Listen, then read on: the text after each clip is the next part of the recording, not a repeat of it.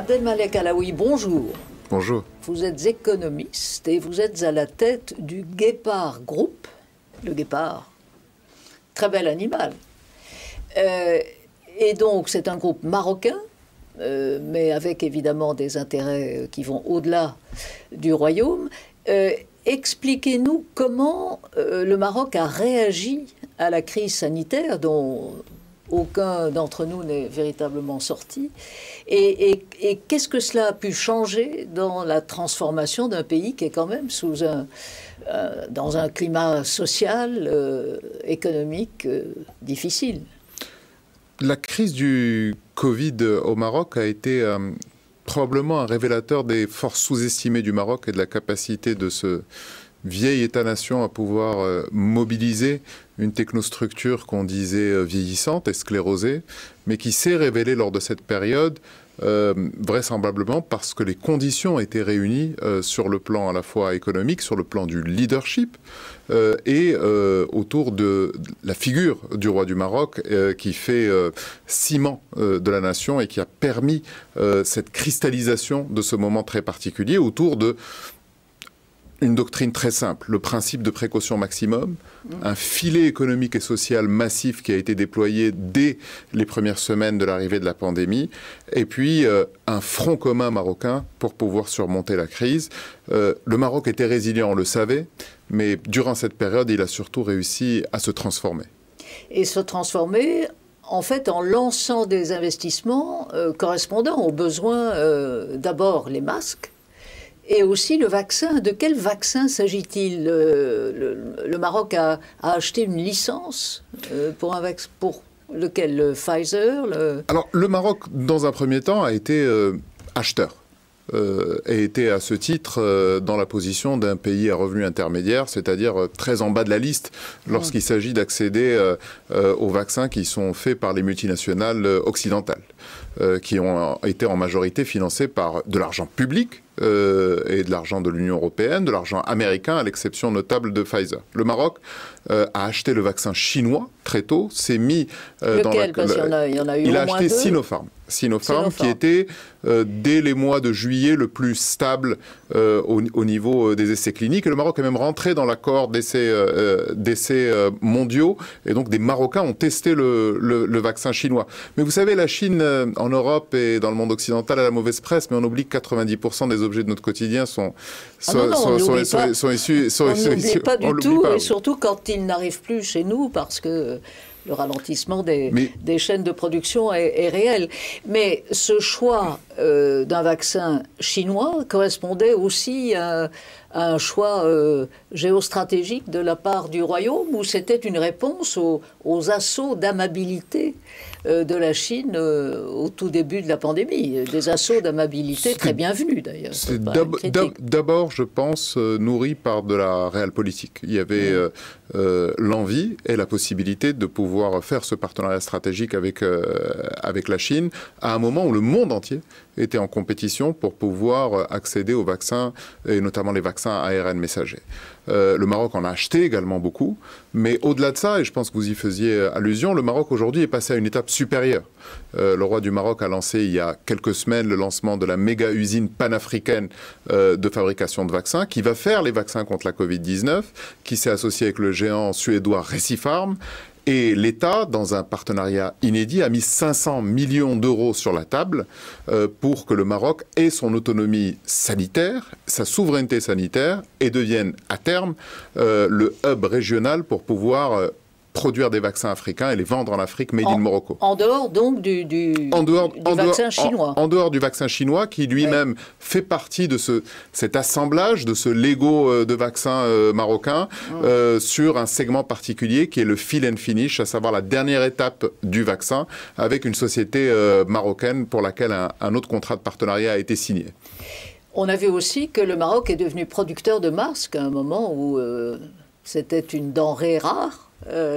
Et donc là, ça a été quoi, une conversion d'une partie de l'industrie textile au bon moment. Alors, Ça vient aussi d'une transformation écologique. Le Maroc a accueilli la COP 22, donc juste après la COP de Paris, et la décision a été prise de mettre en place, par le roi du Maroc, la stratégie zéro mica, donc zéro plastique non renouvelable. Donc beaucoup d'usines qui produisaient jusque-là des plastiques noirs, ceux qu'on voit dans les marchés, se sont réformées et ont commencé à produire ce fameux tissu non tissé dont on a besoin pour produire des masques. En 3 semaines, l'ensemble de cet arsenal industriel textile s'est mis à fabriquer des masques. Si l'Europe n'a pas pu en produire, c'est tout simplement parce que ces usines-là n'existaient plus sur le sol européen. Elles sont en Asie du Sud-Est. Des médicaments de base. Comme des médicaments de base, comme l'aspirine, mais parce qu'il y a une surexposition de la chaîne industrielle européenne à la production en Asie du Sud-Est, et que le Maroc représentait un petit maillon de la chaîne, dans le textile par exemple, sur les réassorts. Lorsque vous avez besoin de produire des vêtements très rapidement et pas en très grosse quantité. Et à un coût de production avec des salaires évidemment qui ne sont pas les mêmes que les salaires européens ou que les salaires français. Bien sûr. Il y a un avantage labour intensive au Maroc, c'est ce qu'on appelle maintenant une zone best cost, mais par ailleurs c'est aussi ce qui permet aujourd'hui d'avoir des vêtements qui sont moins chers dans les échoppes et dans les étals européens. On a aussi assisté au Maroc, donc dans un système d'autorité très particulier, monarchique et religieux, confondus, à une transformation politique, puisque le parti islamiste qui était au pouvoir a été défait dans les élections. Est-ce que le fait aujourd'hui d'avoir un Premier ministre qui, si j'ai bien compris, vient du monde de l'entreprise, est-ce que cela favorise l'émergence d'une puissance économique marocaine que l'on voit en particulier, et on ne voit pas assez cela, me semble-t-il, vu de Paris, en Afrique de l'Ouest. C'est-à-dire qu'il y a maintenant un rayonnement économique du Maroc en Afrique subsaharienne qui est tout à fait intéressant. Vous savez, tout ça ne vient pas de nulle part. Il y a quelques années, je pense, vous aviez coécrit un ouvrage qui s'appelait « Dans le secret des princes ». Et dans cet ouvrage, il y a quelques années, oui. Mais déjà, Alexandre de Marange voyait la centralité et la prééminence du Maroc comme cet État pivot. C'était d'ailleurs très proche du roi Hassan II, mais il avait compris la centralité et la spécificité d'un pays qui prône l'islam du milieu. Et comme vous le savez, ces sujets sur l'islam sont prégnants partout en Europe. Le Maroc a une partie de la solution parce que son islam n'est ni messianique ni extrémiste, mais c'est l'islam du milieu tel qu'il est prôné par Sa Majesté le Roi. Le chef de l'État est à la fois le leader temporel et le leader spirituel, mais il n'a pas le pouvoir législatif. Parce qu'au Maroc, en 2011, la Constitution a été réformée. Ouais. Et vous avez fait référence à la transition politique qui a eu lieu en octobre avec ce nouveau gouvernement d'inspiration libérale, avec un chef du gouvernement qui vient du monde de l'entreprise. En réalité, le message le plus important, c'est le Maroc a réussi à déloger les islamistes par les urnes et pas par les armes. Et donc c'est une spécificité. C'est par les urnes que les islamistes sont passés de plus d'une centaine de députés à 12 députés après 10 ans d'exercice du pouvoir. Donc c'est une expérience tout à fait inédite, intéressante. Quant au nouveau gouvernement, il est encore trop tôt pour pouvoir tirer un bilan de son action. On le jugera sur pièce. Mais on voit déjà que le Maroc joue aussi de sa position géographique, c'est-à-dire une proximité des marchés européens, avec en particulier l'industrie automobile qui s'est beaucoup développée, enfin notamment française, à Tanger. Donc cet atout qui pose aussi problème en termes de vagues migratoires, de difficultés, et on l'a vu lors du conflit entre le Maroc et l'Espagne, autour de l'enclave de Ceuta, il y a quelques mois. Comment faire de cet atout géographique sur le plan économique, et encore une fois, c'est votre secteur, sur le plan économique, comment en faire vis-à-vis des investisseurs européens en particulier un atout supplémentaire? Alors, on est face à un paradoxe. Les pays du sud de la Méditerranée sont face à un discours européen qui leur dit il faut qu'on relocalise, il ne faut plus qu'il y ait d'entreprises européennes qui aillent au sud de la Méditerranée. Et en même temps, on vous demande d'être les gendarmes de la Méditerranée. On vous demande de bloquer l'immigration.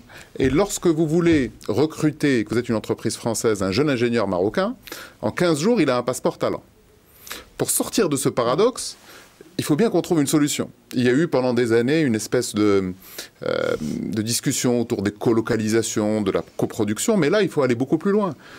Le Maroc est à la fois un hub industriel en devenir qui peut être une zone best cost pour l'Europe, mais qui créera des emplois au Maroc et également en Europe, à plus forte valeur ajoutée. Ça a été le cas pour l'automobile. Renault et Stellantis gagnent beaucoup d'argent au Maroc. Ils ont des écosystèmes qui sont autour d'eux.